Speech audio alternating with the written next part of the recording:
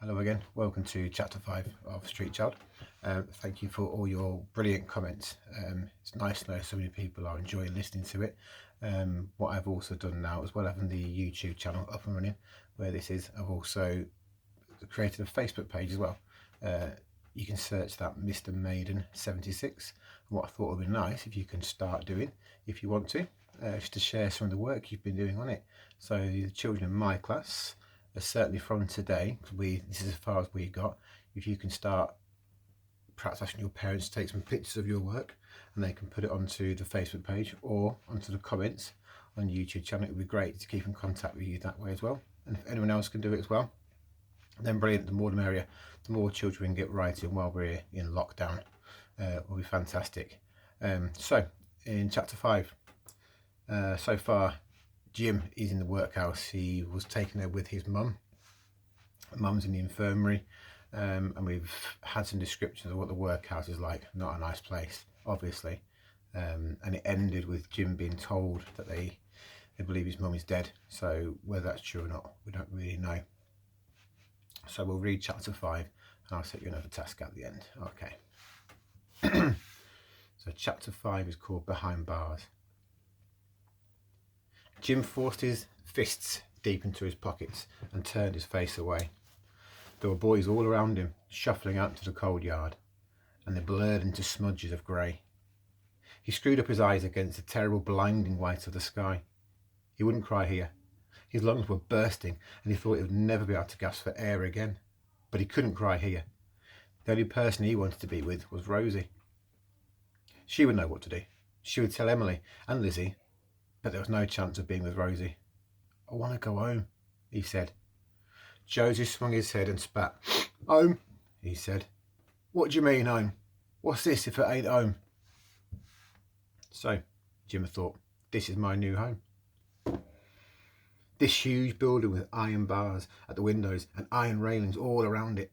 This is his new home. His parents must be Mr. and Mrs. Sissons, as thin and waxy pale as candles.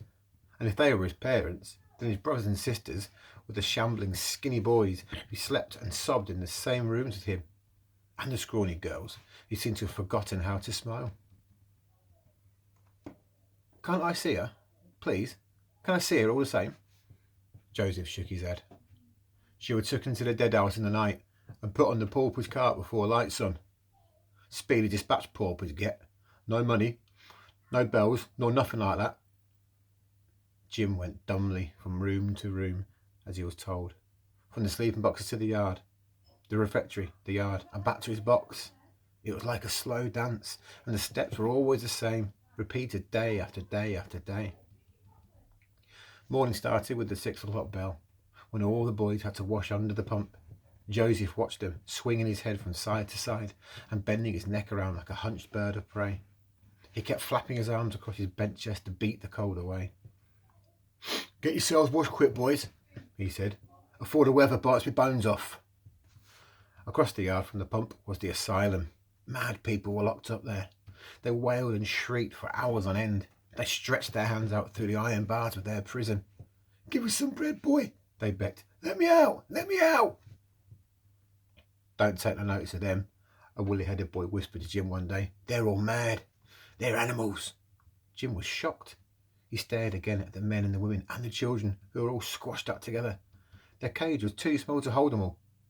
Their wailings echoed around the yard all the time. "Animals, animals," Jim said to himself, trying to drive their noises out of his head. He looked away from them, pretending they weren't there. "No, they're not animals," Joseph told him. "They're people, they are, Jim, people. My ma's in there." There was a shed at the other end of the yard. Boys gazed out at them through a small barred window. Their white faces were even more frightening than the wailings of the mad people. Joseph sidled over to Jim that morning and swung him across the boy's shoulder, bringing his head around to mutter down to Jim's ear. "Now, them boys over there, they're the ones what try to run away. They catch 'em and they beat 'em and they stick 'em in there till they're good. Now you best remember that." After the cold wash in the yard, Jim had to help clean it with the brooms, and the brooms were twice as tall as he was. The boys had to sweep the yard till the ground was bare.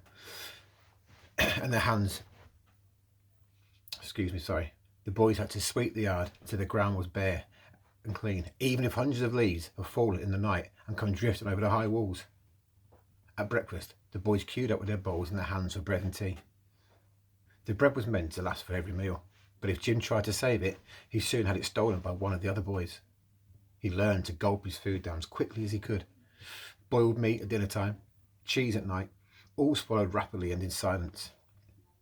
Sometimes Mr. Sissons read to them while they were eating, always Bible stories, and his whistly voice would glide around the echoing room over the clatter of knives and forks. Jim never listened to him. All he wanted to do was think about his mother and Emily and Lizzie. But every now and then, Mr. Sissons would stop reading and lowered his book.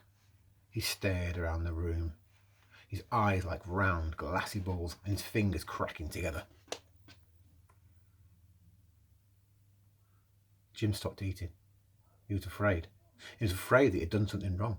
He sat with his spoon held somewhere between his mouth and his bowl until the boy next to him nudged him into action again. Mr. Sissons put down his book and jumped to his chair. He came gliding down the aisles between the long tables like a thin black shadow. Jim could just see him out of the corner of his eye. He didn't dare for the life of him look up. The master lunged out at the boys at random, pulling him away from his bench by the back of his collar and sending his bowl flying and the contents splattering across the faces and clothes of the other boys. "Misbehaving, were you?" he said, his voice dry as a hissing swan's. "Eating like a pig. Get to the trough, animal." And the boy crouched on his hands and knees in front of a pig's trough that was always there and had to eat his food from that. No fork, no spoon, nothing. Sometimes there were half a dozen people troughing, usually just for Mr. Sissons' amusement. "Please don't let it be me. Please don't let it be me," Jim said deep inside himself as Mr. Sissons glided past and the air turned as cold as ice around him. Jim had no idea how long he had been at the workhouse when he began to think of trying to escape. At first it seemed an impossible idea, as impossible as making the pump in the yard turn into a tree and blaze out with leaves and blossoms. He remembered the runaway boys locked up in the shed in the yard for everyone to see. Even so, he had to try. One day, he promised himself, one day he would go. He would watch out every moment, sharp as a bird, for a chance to fly, and when he did, he would never be caught. He was almost too afraid to allow himself to think about escaping, in case Mr. Sissons pounced inside the thoughts and strapped him to a chair and beat him as he beat the other reckless boys. It was only at night that he let himself imagine escaping, as though he was opening up a box of secret treasure in the dark. Old Marion crept and wheezed her candle path around the room where the boys lay in their boxes pretending to sleep, and Jim let his thoughts wander then. He would escape. He would run and run through the streets of London until he was a long, long way from the workhouse. He would find a place that was safe and he would call it home. So that's the end of chapter 5. So what we've gathered from that, the workhouse, as we thought before, not a nice place to be. And he's planning his escape already. However, he knows what might happen. If he does escape and gets caught, he knows where he might end up. So what Jim really is crying out for here, what I think is a friend, someone to really talk to, someone to really confide in, to share his thoughts, to share his feelings without being afraid. So your writing task for today, you create a new character. Now the idea being to create a character, to describe the character, but to try and keep it in the style of the author. Remember, this is being written. It wasn't written in Victorian times, but it's set in Victorian times, Victorian London. So it's got that kind of feel to it. So try and write it in a similar style to what the author has written. So write a couple of paragraphs if you can, one or two, just describing your character. Remember to show, not tell. So rather than just making a list of descriptions, he is tall, he was 7 years old, try and describe, remember to use some of those similes or some really good descriptive language. You could include a little bit of dialogue that Jim has with his new friend, this brand new character you're going to make up. So you can create a name for him, but remember it's a classic sort of time, so a classic name, so it'd be old style name like George, like William maybe, or it could be a nickname. You could call him a nickname if you want. To describe your character, use lots of descriptive words, so adjectives maybe. You can use them similes to describe how they must look, okay, how the boy is feeling. It probably will be a boy, because the boys and girls didn't really mix in the workhouse. So yeah, if you're going to use some speech, make sure you're using your dialogue correctly. Your inverted commas and your punctuation of your speech is correct. You can ask your parents or whoever you live with to check that, or if you want to put it on the Facebook page or my YouTube channel, I can have a good look at it and I can get back to you.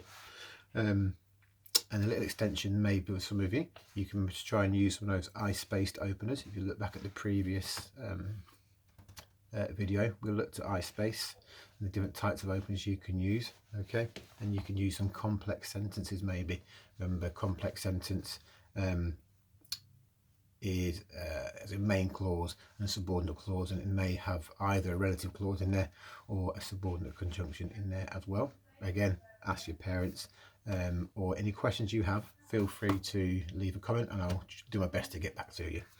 It'd be great to see some of your writing being put online. Even if you're not in my class, it'd still be great to see it. We can share it, and remember, enjoy your writing. The whole point of doing this is that you enjoy it, okay? Be adventurous, don't be boring, be brave, okay? You might surprise yourself. Right, I'll see you in a couple of days probably for chapter 6, and in that chapter we are going to meet a new friend for Jim, so it'll be interesting to see if your descriptions are similar to this new friend. Okay, so enjoy your reading, enjoy your writing, and I'll see you very soon. Okay, so stay home, stay safe, be kind. Okay, bye-bye.